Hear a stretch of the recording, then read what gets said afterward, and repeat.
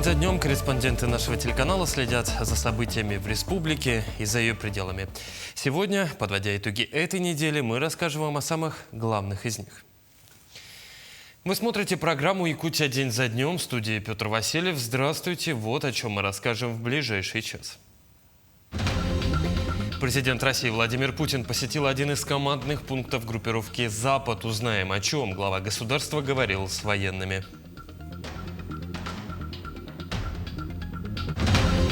Новый транспортный коридор через Западную Якутию, инновации Северного завоза и реконструкция аэропортов – это лишь часть якутской повестки Международного форума «Транспортная неделя», который завершился в Москве. С 1 декабря в России начнут действовать новые правила расчета утильсбора для импортных автомобилей. Дилеры по всей стране опасаются, что такая мера приведет к значительному повышению цен на транспорт. Текущий зимний сезон пройдет в Якутии с температурными режимами около нормы и выше, отмечают метеорологи. В сравнении с прошлым годом эта зима будет холоднее. К чему готовится якутян?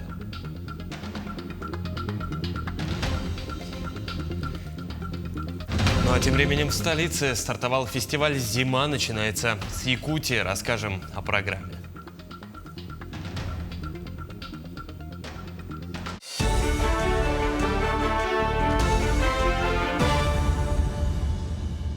Владимир Путин на одном из командных пунктов группировки «Запад» провел совещание с военными и выслушал подробные доклады о ситуации на разных направлениях, в том числе вокруг Купянска.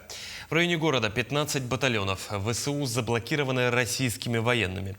Глава государства попросил сосредоточить свое внимание на ситуации в Константиновке. Все поставленные перед военнослужащими задачи обязательно будут выполнены, заверил президент. Он поблагодарил весь личный состав и командный состав за уже достигнутые ранее результаты. Группа войск.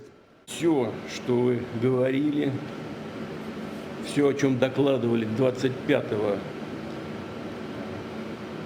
октября на совещании, о котором я уже упоминал, все, что касалось этого направления боевой работы, все исполнено. Все задачи, которые были перед вами поставлены, решены.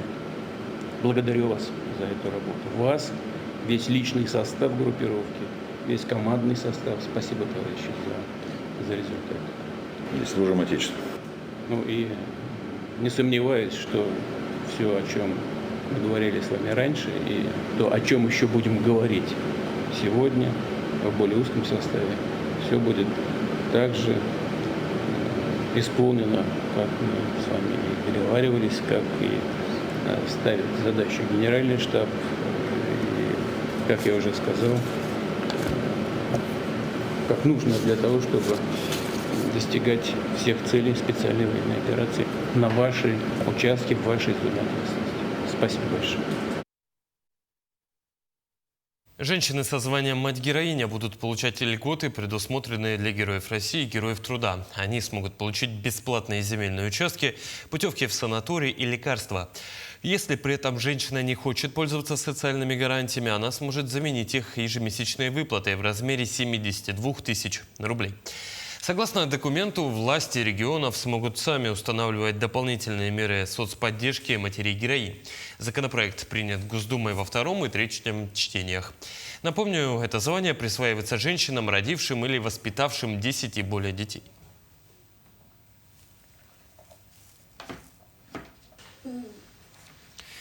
В столичной мэрии работодатели обсудили вопросы реализации квот в этом году по трудоустройству граждан, испытывающих трудности в поиске работы, а также наметили планы на дальнейшей деятельности. В целях повышения уровня трудоустройства участников СВО в следующем году будет предусмотрено увеличение квоты. Подробности в сюжете далее. Якутия стала одним из первых регионов России, который начал внедрять меры поддержки для участников СВО через квотирование рабочих мест. Одним из тех, кто трудоустроился через службу занятости населения, является участник СВО Дмитрий Фомичев. Он вернулся из зоны боевых действий в этом году. Теперь работает кладовщиком в якутском филиале российской телевизионной и радиовещательной сети.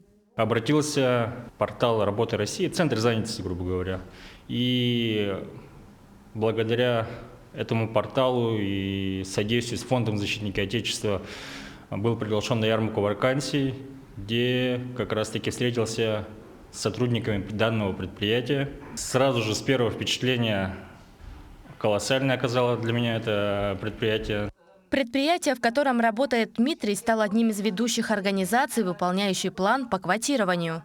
Наша дружба с кадровым центром, она давняя, и поэтому благодаря и нашим усилиям, и усилиям сотрудников кадрового центра города Якутска мы квоту успешно выполнили и по трудоустройству инвалидов, и по трудоустройству граждан, принимавших участие в специальной военной операции.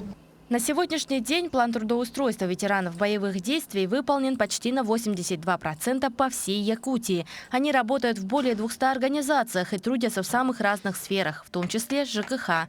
Руслан Ильин – ветеран СВО, многодетный отец, родом из села Алтанцы Амгинского района. После демобилизации в 2023 году сразу обратился в районный центр занятости. Найти работу мне помог Центр занятости населения Амгинского района. Они сказали, что на участке ЖКХ села Алтанцы освободилось место слесаря. Мне посоветовали сразу написать заявление на трудоустройство и начать работать. Я так и сделал. Меня очень быстро оформили, буквально через 2 дня я уже приступил к работе на участке. В следующем году количество квот будет увеличено, а поддержка станет еще доступней. Она будет приравнена к тем же условиям, которые предоставляются гражданам с инвалидностью. Для работодателей с численностью работников более 100 человек квота составит 3%, а для организаций, где работают от 35 до 100 человек – 2%. Она будет установлена, данная квота для участников спецвоенной операции, по аналогии как инвалиды. Если на сегодня она рассматривается по 4 категориям, и в том числе участники специальной военной операции и их члены семей в одном порядке, да, а сейчас будет отдельная, это категория граждан. В Якутске предоставляются и оказываются целый ряд мер поддержки. Как социальные выплаты, так и помощь в профессиональном обучении по востребованным профессиям республики или помощь в открытии собственного дела. Вчера ко мне тоже приходили участники СВО, ветераны, ребята. Они создали цех по протезированию, уже сами создали. Благо фонд защиты им в этом помогает, да, и деньги выделяются. Много ребят мы устроили в окружную администрацию, в структуру окружной администрации города Якутска. Поэтому здесь каждый, как говорится, руководитель, он должен показать свою поддержку реальными действиями. Проект закона об увеличении квот уже прошел публичные слушания и был рассмотрен в первом чтении пленарного заседания Илтумен. Ожидается, что окончательное принятие будет в конце ноября, а вступление изменений в силу планируется с 1 марта следующего года. Даяна Федорова, Элита Махно, Иван Сорокаумов, Якутск. Увековечить память о защитнике Родины в стенах родной школы. Парту героя открыли в одном из классов столичной школы номер 13. На ней портрет доблестного воина Аяла Лазарева. В 19 году он выпустился из школы, весной этого года отправился на передовую, где героически погиб, выполняя воинский долг перед Родиной. Его друзья, учителя и близкие вспоминают Аяла внимательным, прилежным и активным. Спортсмен и активист, он всегда отличался жизнерадостностью и дружелюбием, был примером для младших школьников. Дружили с детства, был хорошим человеком, веселым, добрым, отзывчивым. Радует, что открывают парты, достойно уважения. Про Аяла я могу сказать лишь только хорошее, что он был очень отзывчивым, очень дружелюбным, очень общительным, любил помогать, всегда приходил на помощь. То есть, это на самом деле неожиданный момент для нас, для всех, и мы очень рады.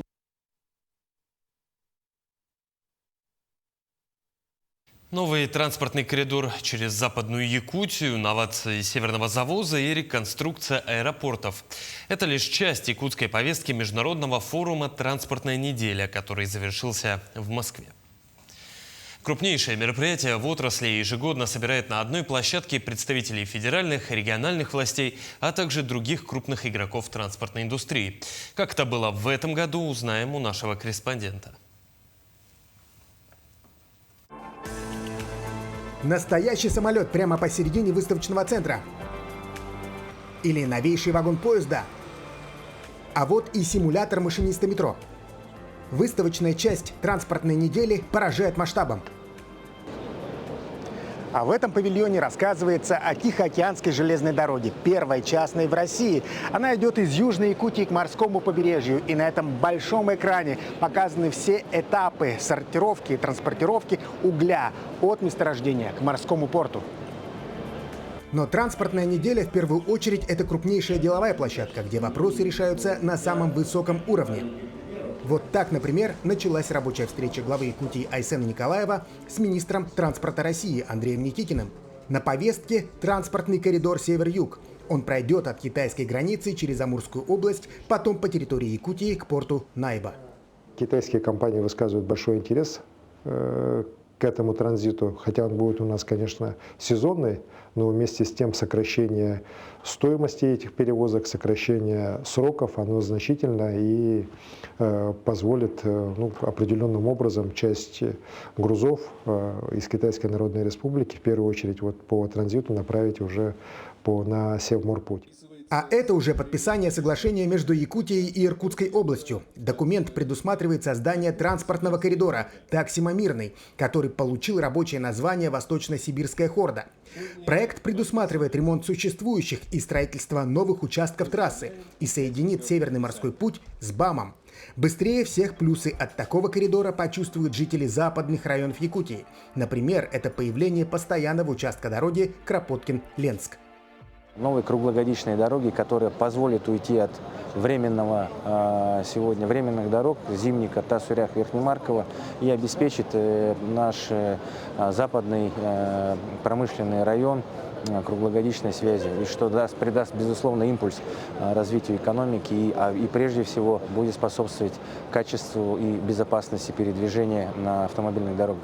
Строительство аэропорта в поселке Зырянка также обсудили на полях транспортной недели. Воздушные ворота Верхнеколымского района должны появиться в новом незатопляемом месте, чтобы авиасообщение не прекращалось в зависимости от времени года. На стенде Росавиации можно увидеть презентацию развития опорной сети аэродромов. Нажимаем на Якутию. И здесь представлено 4 аэропорта: Удачный, Мирный, Зырянка и Маган. Нажимаем на эту воздушную гавань и узнаем, что до 2030 года в этот проект в развитие и реконструкцию будет вложено около 7,5 миллиардов рублей. Северный завоз также в центре внимания. На форуме было объявлено, что объем федеральных кредитов для перевозчиков увеличится с 10 до 30 миллиардов рублей. С таким предложением к президенту страны обращались власти Якутии и других арктических регионов. Это крайне важное решение, которое улучшит систему доставки товаров и топлива. Обсудили и появление единого морского оператора Северного завоза. С 1 января 2026 года им станет компания «Росатом Арктика». У нас наконец-то появляется единый оператор, который будет по единым тарифам доставлять до основных точек, получается, морским транспортом. Если у нас это мы все пускали на рынок раньше, и этого вообще как такового не было, то, конечно, соответственно, у нас не было и единых тарифов, и это в конечном счете, конечно, ценообразование на местах. Транспортная неделя – это важнейшее мероприятие года для отрасли. И решения, принятые на этой площадке, меняют жизнь миллионов людей.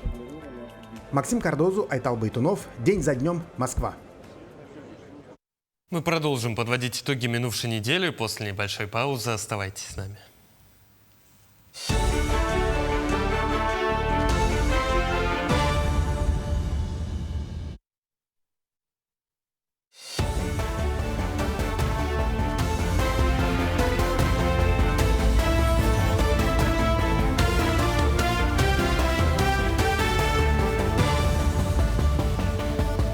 Вы смотрите программу «Якутия. День за днем». Мы продолжаем.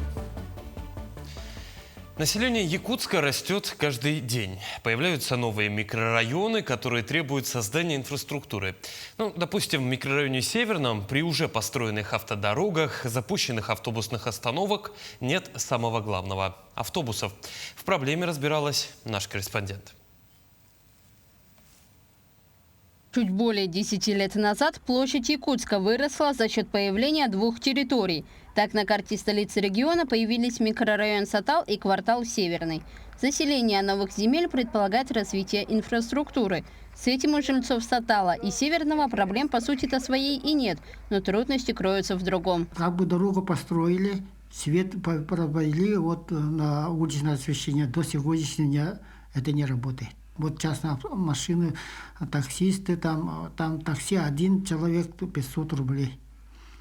А автобус 52 рубля получается у нас. Там есть автобусные остановки, но сами почувствуете, сами будете почувствовать с середины вот этого северного квартала до остановки это километров 2-3 получается у нас. По сообщению местных жителей, уличное освещение, которое было подключено, проработало от силы полчаса, после чего ни один фонарь не загорелся вновь. Вот свет не подключились в этом году, полчаса, и все, отключили.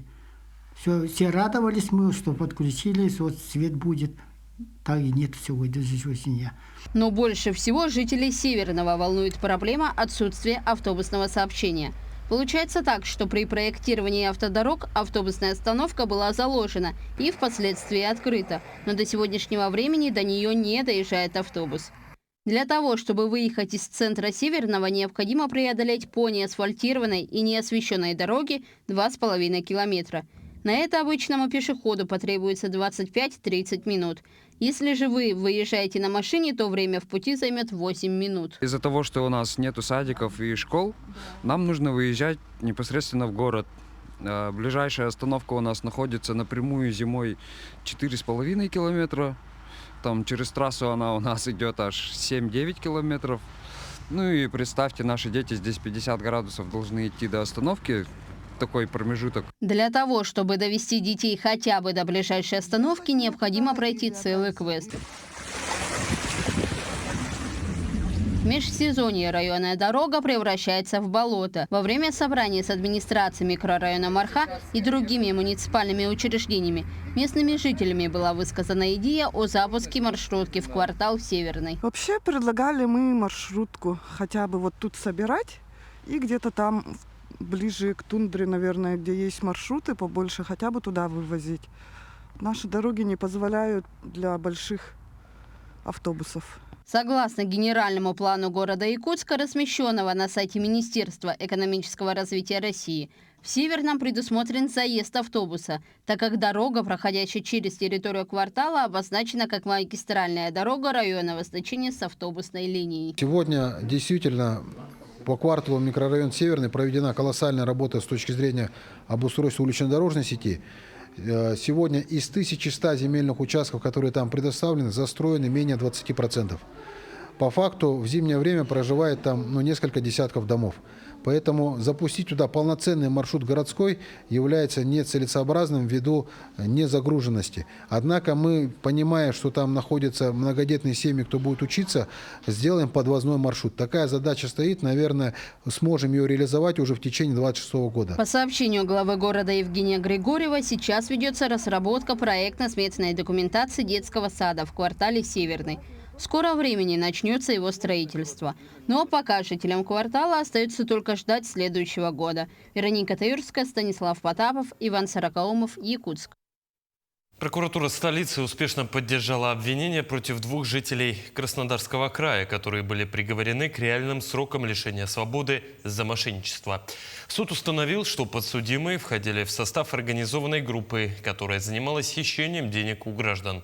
Они выполняли роли дроповода и обнальщика. Жертвой мошенников стала жительница столицы.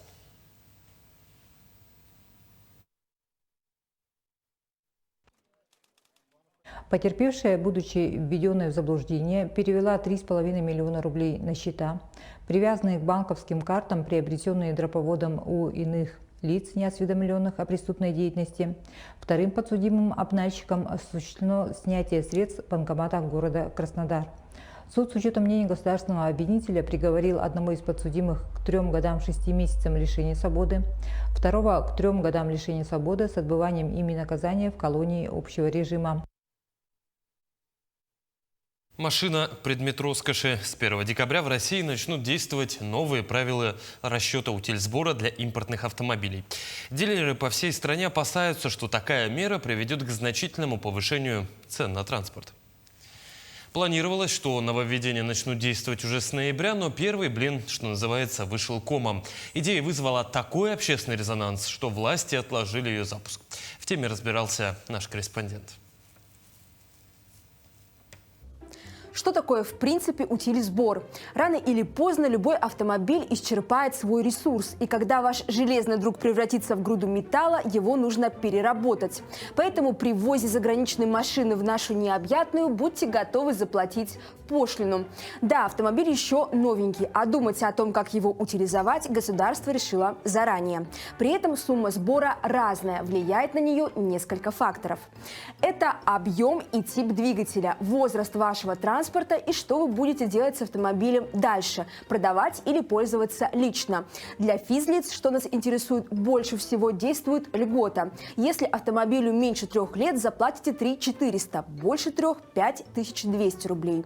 Ну, казалось бы, ладно, на фоне общей стоимости автомобиля эти несколько тысяч – капля в море и погоды не сделают. Но этой осенью Минпромторг изменил правила утилизбора. Теперь при расчете учитывается еще и мощность двигателя. Если двигатель может выжать больше 160 лошадиных сил, утилизбор составит уже не 3 и 5, а сотни тысяч и даже миллионы рублей. И чем мощнее автомобиль, тем больше вы заплатите. Возьмем, например, любимый якутянами за неубиваемость Land Cruiser Prado. Со старым утилизационным сбором он составлял 5200 рублей. Итоговая цена она выходила где-то от 3,5 миллионов рублей.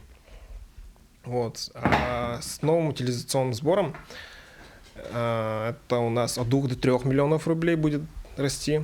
И итоговая цена на него поднимется до 6,5 миллионов рублей. Эту новость обсуждают, конечно, по всей стране, но по-настоящему она взбудоражила Дальний Восток. Во Владивостоке, автомобильной столице России, уже провели митинг против повышения утилизбора. Приморцы не верят, что перемены помогут бороться с серым импортом или подогреют интерес к отечественному автопрому. Именно к таким аргументам апеллируют власть имущие.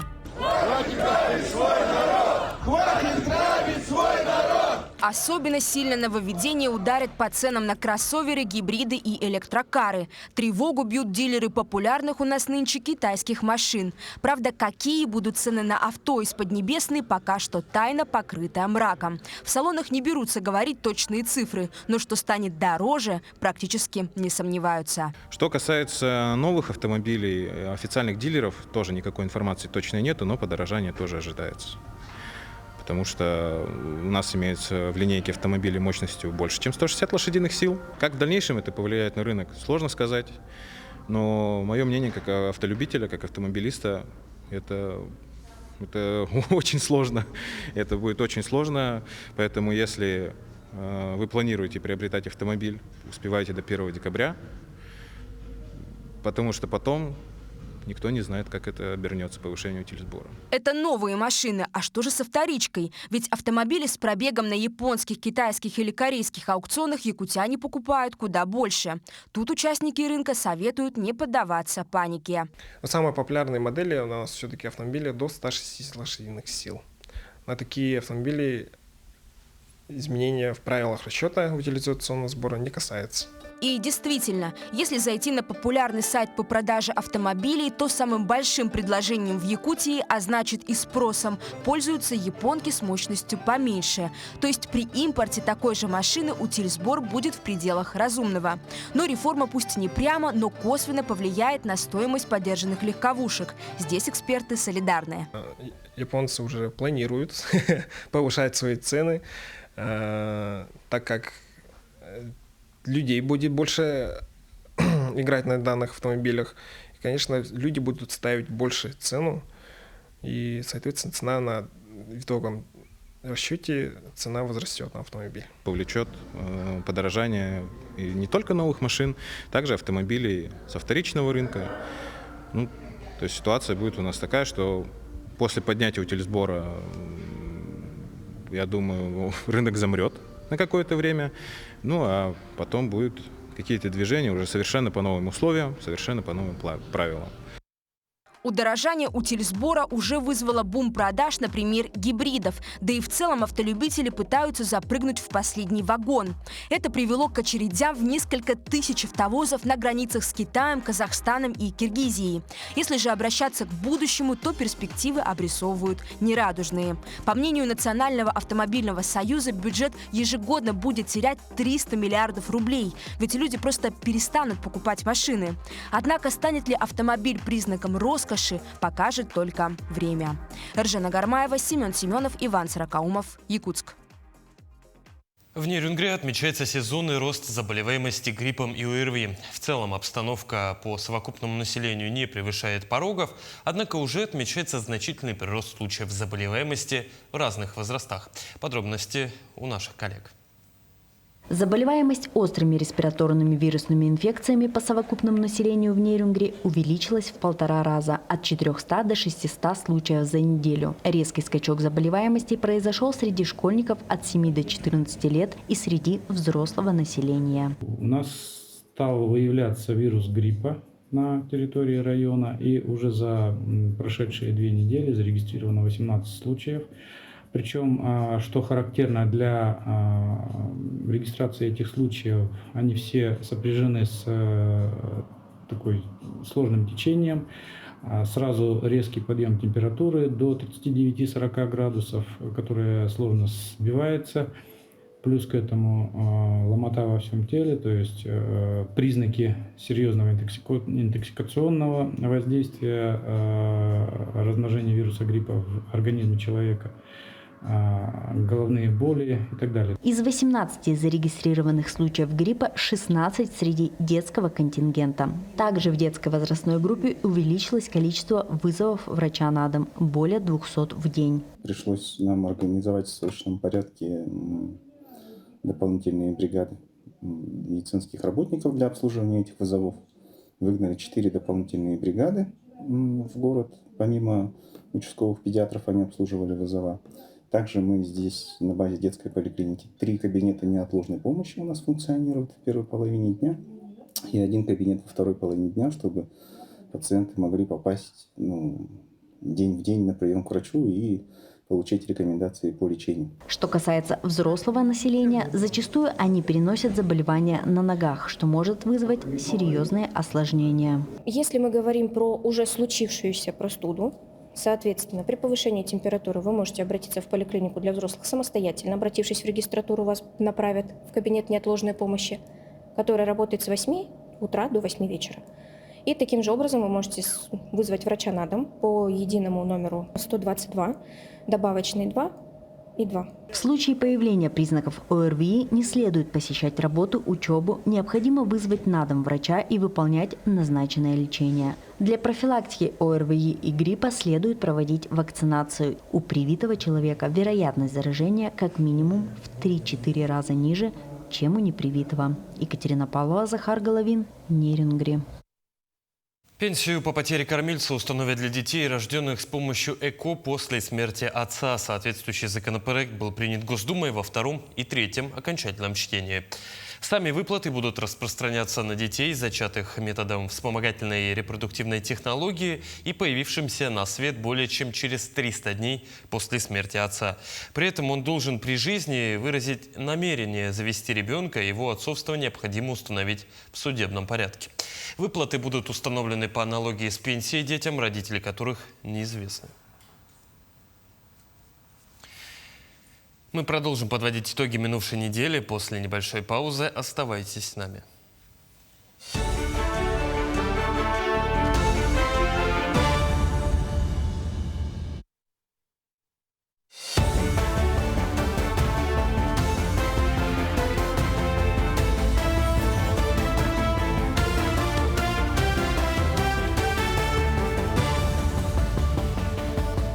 Это итоги недели, мы продолжаем. В декабре этого года в республике планируется открытие большинства основных ледовых переправ. Первой, уже в первой декаде месяца, к эксплуатации допустят переправу Хатасы-Павловск на реке Лени. Об этом сообщили в региональном Минтрансе. Движение автотранспорта через реку Алдан по маршруту Хандыга-Мегина-Алдан стартует с 1 декабря. В этот же день будет разрешен и проезд для автомобилей массой до 4 тонн на участках реки Вилюй в районах сел Верхневилюйск, Кюндядя, Устье и Крестях. Ключевая ледовая переправа Якутск-Нижний Бестях откроется позже, с 5 января следующего года.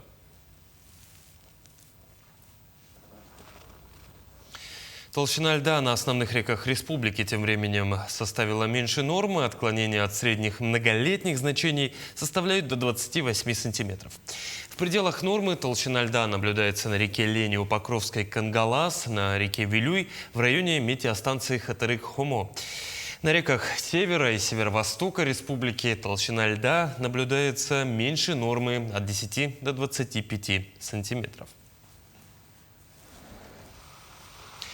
На автодороге УМНАС ведутся ремонтные работы. На участке с 20 по 28 километр монтируют водопропускные трубы. Для автомобилистов введены специальные схемы организации движения. Вдоль всей рабочей зоны размещены предупреждающие знаки.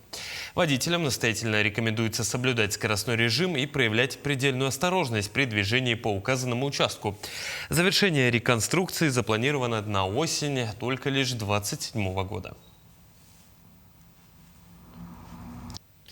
В этом году в республике завершили ремонт 4 мостовых переходов общей протяженностью 249,65 погонных метров. Работы выполнили в рамках национального проекта «Инфраструктура для жизни», инициированного президентом России Владимиром Путиным. Как рассказали в региональном Минтрансе, обновлены мосты через реки Большая и Малая Черепаниха в Алекминском районе, а также через реку Улахан-Хырыялах в Сунтарском районе.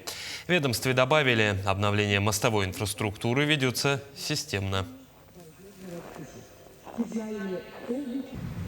В стране тем временем наблюдается рост мошеннических действий в отношении продаж квартир. В связи с этим Российская гильдия риэлторов создала штаб по защите покупателей недвижимости. Организация будет заниматься сбором обращений от пострадавших и их представителей, а также разработкой предложений по решению проблем. Для граждан тем временем будут проводиться рабочие консультации, встречи с представителями правоохранительных органов, юристами и другими специалистами. Главной целью работы является передача предложений по защите покупателей депутатам и уменьшение рисков и убытков для заинтересованных участников рынка.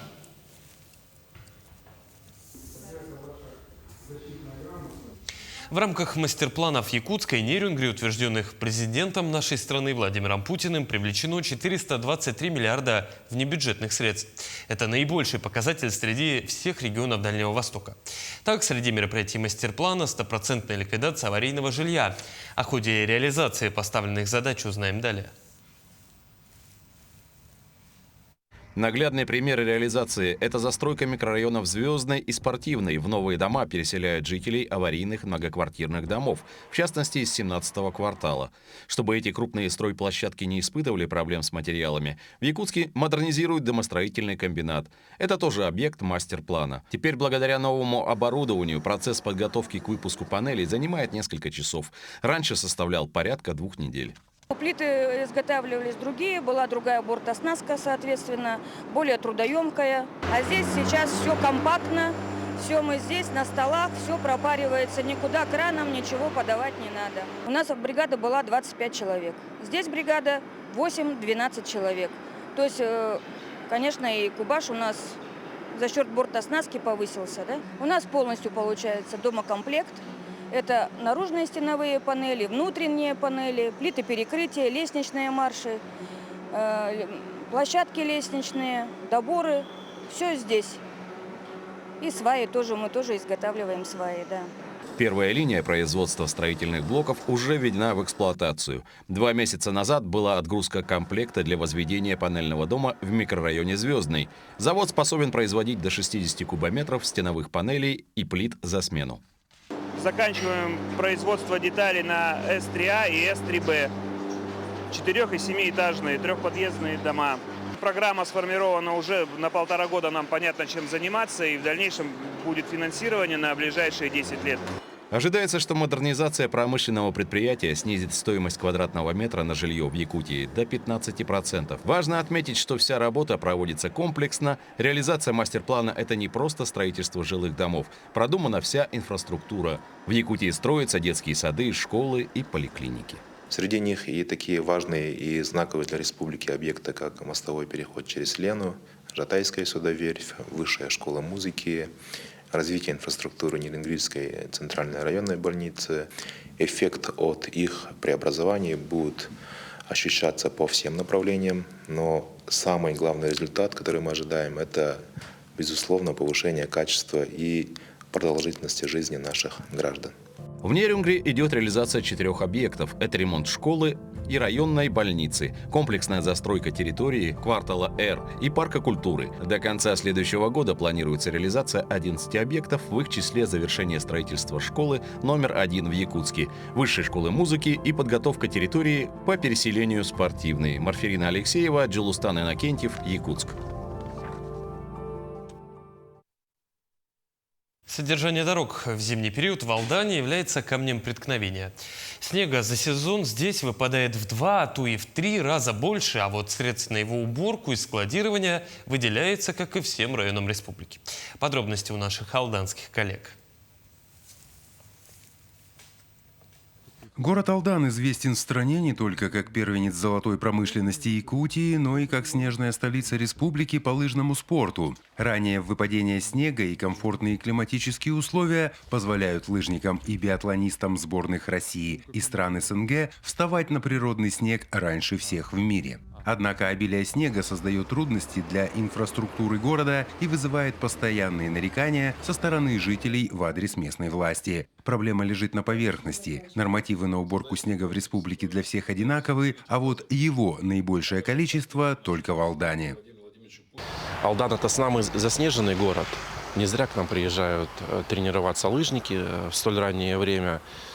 Но суть вопроса у нас еще и полагается в том, что год от года осадков, походу, только прибавляется. Вопросы мы поднимаем, пока еще ясных ответов не получили, но нам порядка 25-30% необходимо добавить именно к зимнему содержанию финансов для более благоприятного прогноза. С начала недели алданцы каждое утро встречали с лопатой в руках. За ночь выпадало по 5-7 сантиметров белого и пушистого. Сколько его выпало с середины сентября, видно и без линейки по обочинам дорог и дворов. Снег когда надо есть? Когда прекратится, тогда и надоест. Долго идет? Ну, бывает неделю, бывает больше, бывает меньше. Когда как. В эту зиму осадков будет еще больше, отмечают специалисты, и это факт. Вывоз снега начали как никогда рано, в октябре. На календаре еще осень, а в Алдане уже выпало более 250 миллиметров снежных осадков. За сезон на склады вывозят 120 тысяч кубометров снежной массы. И это меньшая половина. Другая тает весной. Вывозку начали в октябре месяце. Всегда начинали в первой декаде ноября. В октябре месяце мы уже за полмесяца вывезли более 5000. Для нас это, конечно, не показатель. Мы за сезон вывозим порядка 120 тысяч.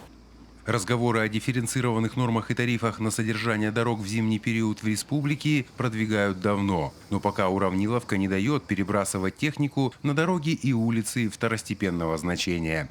Мы увеличили вывозку на 20% именно по количеству дорог. Раньше расчищались центра, сейчас мы заходим уже на дороги 5-й категории, такие, допустим, как Бертина, Советская, Алданская. Да, там уровень вывозки не такой, как на улице Ленина, улице Дзержинского, но, по крайней мере, мы стали вывозить из этих улиц.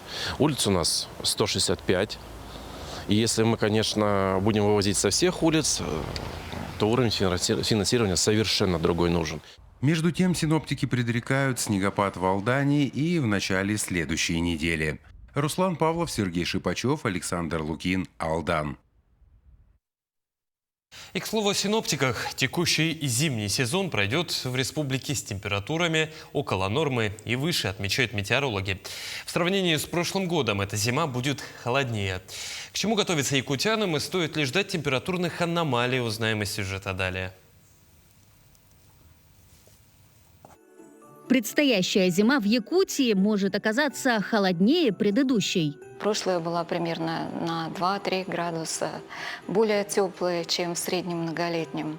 Температура воздуха зимы 2025-2026 ожидается в пределах нормы и выше, отмечают эксперты. Так, по Якутску она составит минус 37 градусов в декабре и январе и минус 33 в феврале. Значения усредненные, многолетние. Не исключены и периоды экстремальных морозов до минус 50 и больше. Более значительные периоды похолодания, вы, наверное, уже привыкли к этому, они связаны с поведением полярного циркумполярного вихря, который формируется в средней и верхней тропосфере и даже в стратосфере.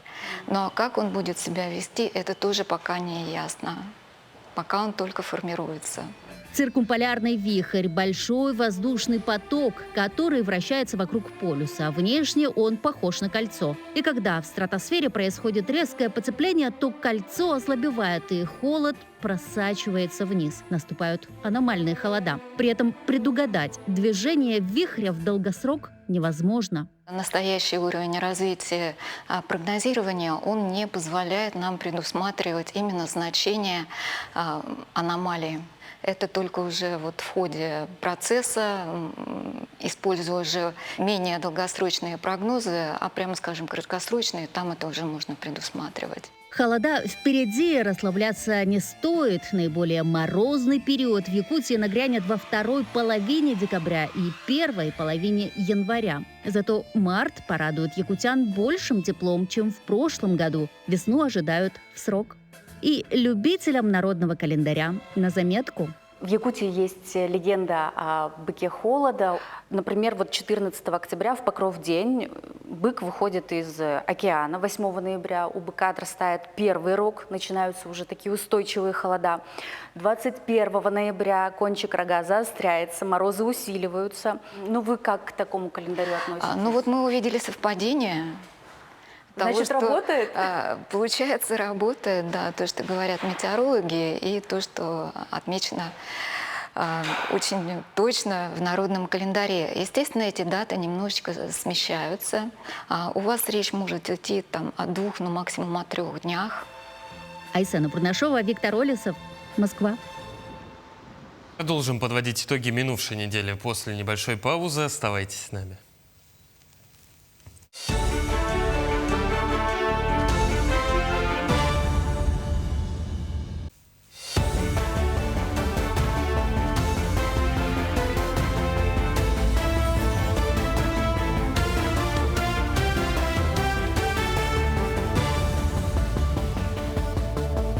Вы смотрите программу «Якутия. День за днем». Мы продолжаем. В Ленске прошел практический семинар для руководителей и сотрудников некоммерческих организаций и активных граждан «Гражданская площадка Содействия». Провела его социолог, кандидат наук, создательница и автор пабликов для НКО Анна Яковлева из Санкт-Петербурга. Площадка работала 2 дня, идейные ленчане узнали много полезной информации. Какой именно, знают наши коллеги. Что такое гранты, возможности и ограничения грантового финансирования для НКО? Кто и как их дает? О проектном подходе, почему он важен и как выбрать грантовые конкурсы для поддержки своей организации? Об этом и многом другом рассказала участникам гражданской площадки Анна Яковлева. Гранты – это далеко не единственная история, но с нее очень интересно и удобно начинать. Да? И тоже поговорим о том, какую вообще роль грантов на разных этапах развития некоммерческой организации. Также эксперт провела индивидуальные консультации, образовательные курсы для руководителей некоммерческих организаций. Рассказала, как правильно составить заявку и проработала с участниками часто допускаемые в проектах ошибки. Эта площадка создана для того, чтобы руководители и сотрудники социально ориентированных некоммерческих организаций собрались и почерпали нужную полезную информацию от приглашенного эксперта. К нам приехали из Талона, из Чимчи, Северной Нюи, Мурьи, Артанахара.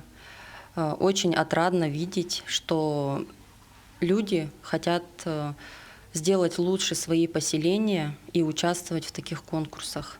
Представители некоммерческой организации из села Бичинча тоже стали участниками гражданской площадки. 2 девушки только открыли свою НКО. Планируют заниматься добрыми делами. От эксперта они узнали, как написать заявку и о существующих грантовых конкурсах. Мы хотели бы некоммерческую организацию сделать как бы универсальной. Поэтому мы выбрали именно направление как социальная среда. Первый проект мы писали на грант республики главы Ильдархан по проекту Белоглинка. Это территория, охраняемая территория. Хотели бы благоустроить. У нас есть еще в Бичинче, как это памятник 9, у нас проходит 9 мая, мы тоже хотим его облагоустроить.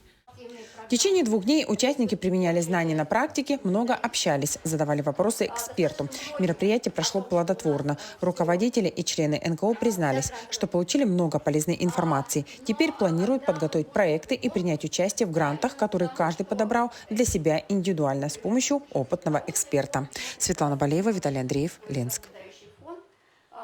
В столице республики открылась творческая выставка, посвященная 75-летию народного мастера Василия Спиридонова, человека, чье имя навсегда вписано в летопись якутского искусства.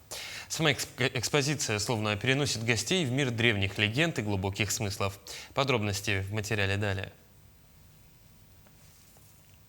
Имя Василия Ивановича Спиридонова давно вышло за пределы республики. Его произведение – это не просто искусно вырезанные фигуры, а философия, застывшая в линиях дерева. Каждая работа мастера словно переносит зрителя в пространство прошлых преданий, где хранятся голоса предков и глубина многовековой культуры.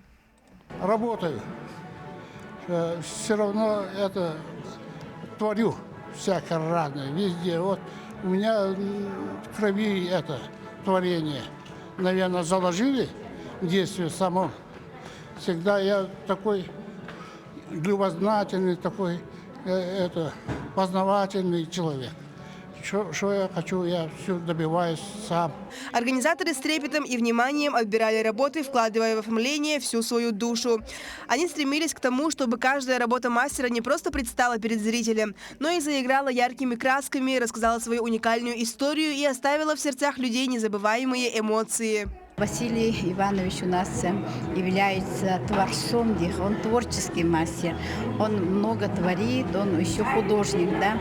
У него есть художественное видение в работе, поэтому его работа разнообразна и интересна. Сегодня Василий Спиридонов не только мастер, чьи работы узнают с первого взгляда. Он наставник и учитель, сумевший передать свое мастерство новому поколению резчиков по дереву. Ну а дети и внуки мастера восхищаются его творчеством, отмечая, что именно он развил в них интерес к якутской культуре.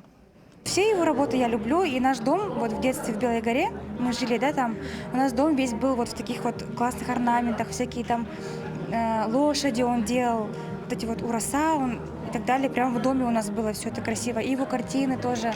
Ну, в общем, искусство и вот видение красоты он привил мне.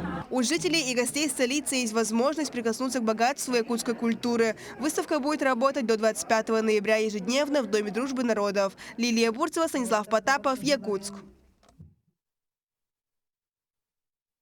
Ежегодный всероссийский фестиваль «Зима начинается с Якутии» стартует в республике. Вновь объединяет традиции народа Саха, искусство, спорт, гастрономию и зимнюю атмосферу.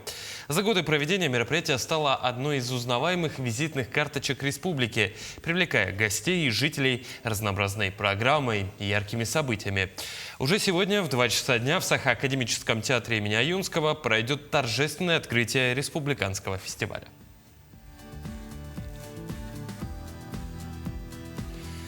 С приходом зимних холодов традиционно каждый год празднуют день рождения Деда Мороза, который приходится на 18 ноября. В Великом Устюге, где находится его главная усадьба, проходят праздничные гуляния с зажжением первой новогодней елки, и любой желающий может отправить Деду Морозу письмо с поздравлениями. По этому поводу наша съемочная группа решила узнать, насколько хорошо они помнят и знают Деда Мороза.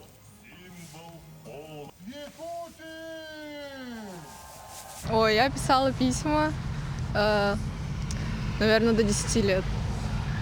Я тоже писала письма.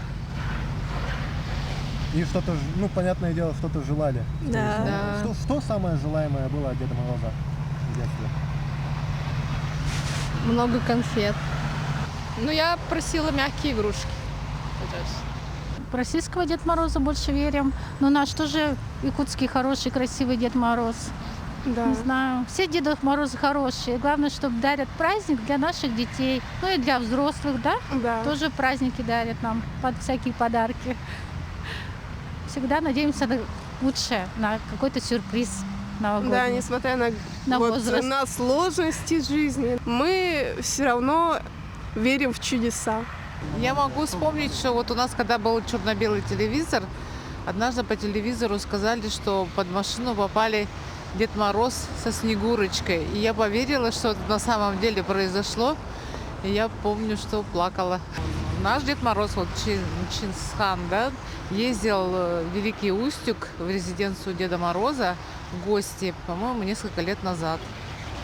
И, как говорится, зима начинается с Якутии, Новый год начинают с Якутии, по-моему, праздновать, да? Так, вот то, что мне известно. Я не верю, я перестал верить. А вообще, что вы можете сказать о Деде Морозе? Может, какие-то у вас воспоминания яркие есть с детства? Ну, да, благодаря дедушке каждый Новый год хорошие воспоминания напоминают мне. А какие факты вы знаете о Деде Морозе? Ну, то, что раньше, в советский период, были гонения Деда Морозов из-за власти. Ну, и то, что он еще из русской мифологии вроде как возник. Ну и все вроде. Где-то с 5-6 лет я уже знал, что его нет. Примерно. Ну, нам сказали конкретно. У нас всегда в детстве говорили, даже не Чингисхан приходил в школу, всегда говорили Дед Мороз. Хотя, ну, школа была якутская конкретно. Но при этом Чингисхан ни разу не говорили. Одежда разного цвета была. Иногда синяя приходил, иногда красный. Но при этом, ну, не озвучивалось то, что это Чингисхан уже другой типа. То же самое было.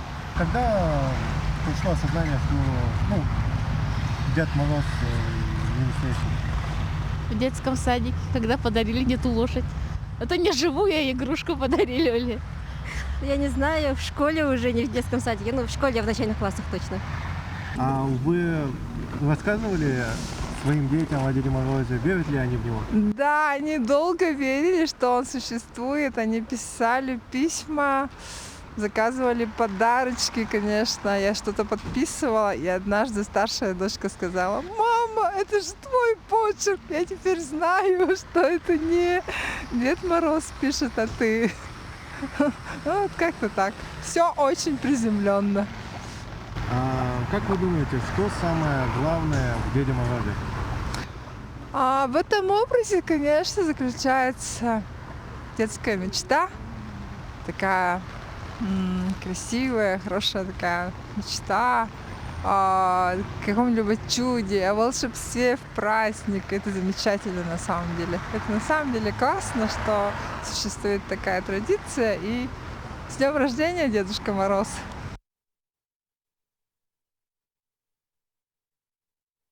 Такой была минувшая неделя глазами наших корреспондентов. Вы смотрели итоговую программу «Якутия. День за днем». До встречи.